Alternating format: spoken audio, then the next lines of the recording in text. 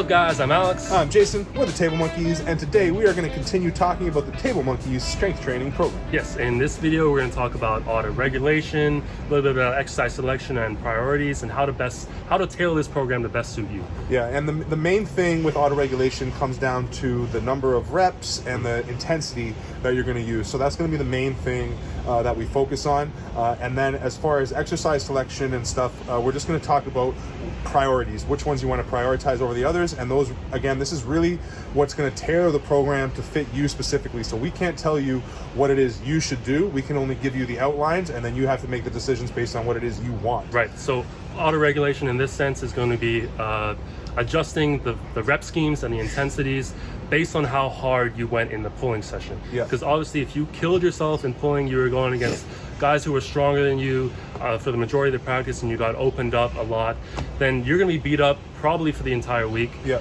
But you still want to go to the gym, right? You can still make progress, or at least just facilitate recovery by getting blood flow in. Yeah. So that's why the rep schemes and the intensities will have to change. Yeah, and if you saw our last video, if you didn't, card up in the window, about how we lay the week out and everything. The first thing in the week is your pulling session, and the reason for that is, like Alex just said, is all the auto regulation is going to depend on that day and how you pulled that day. So it's not just about how intense you pulled, it's also how did you decide to pull.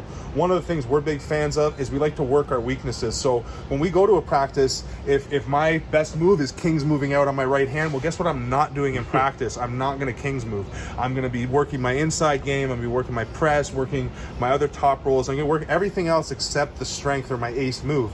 Unless I'm at a practice where I'm not the strongest guy, or I've got 3 or 4 guys that are way stronger than me, I'm going to end up being forced into my King's move because it's the only thing that's going to be at all effective.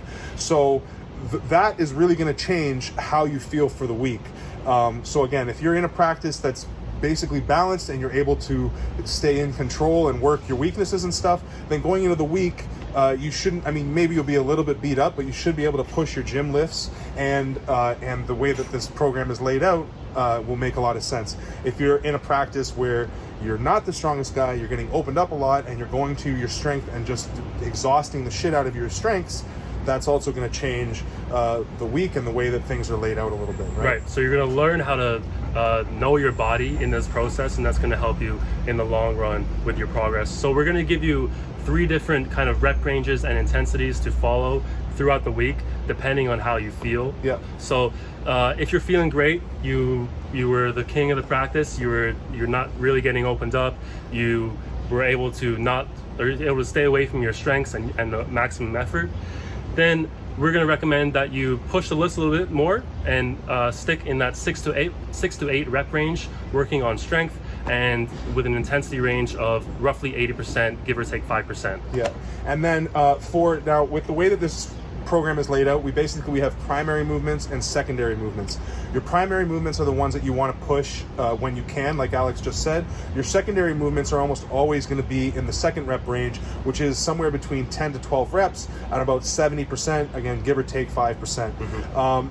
This is also now if you are beat up and you're not like so beat up, like it was you and another guy that were the best at the practice, and you were kind of going back and forth, so you're more sore than normal, but you're not like annihilated, then maybe the 6 to 8s that you would normally do, if you felt good, you might turn those into 10 and 12s now for this week, just to facilitate a recovery but still make some progress. Exactly. And if you're super beat up, you were going against guys who were stronger than you at practice, and you were getting opened up, then stick into the 15 to 20 rep range, more of a recovery session, and with an intensity range of 55-60%. Yeah, and this is really going to be majority of new pullers for the first 4 to 6 months. Unless you're some anomaly, Alexander, talking about you're going to be working in this recovery range for the most part, because there's just so much small joint and connective tissue adaptation that your body has to make. Exactly. That's just going to prevent you from really being able to push your weights during this sort of conditioning period that you have to go through.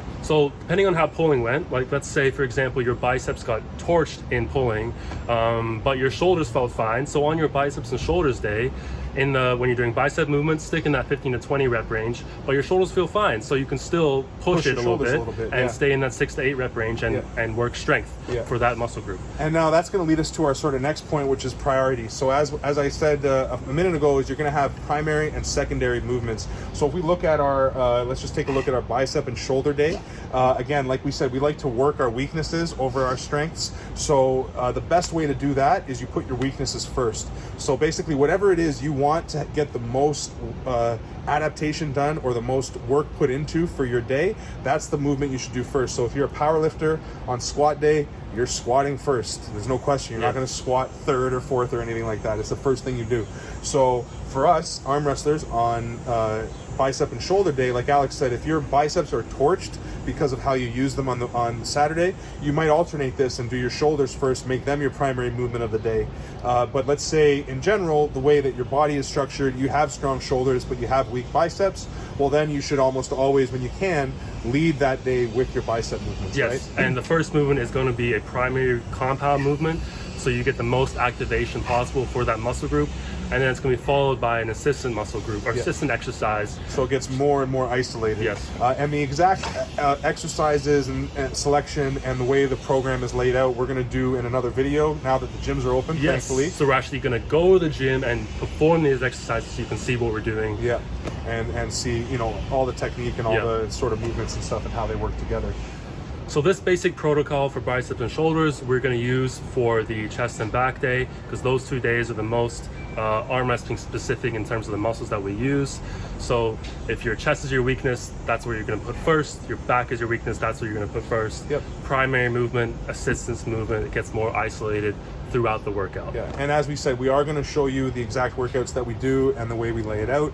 But there are so many different exercises that you can choose from that, as long as you stick to this basic structure, you can make a lot of the changes that work best for you.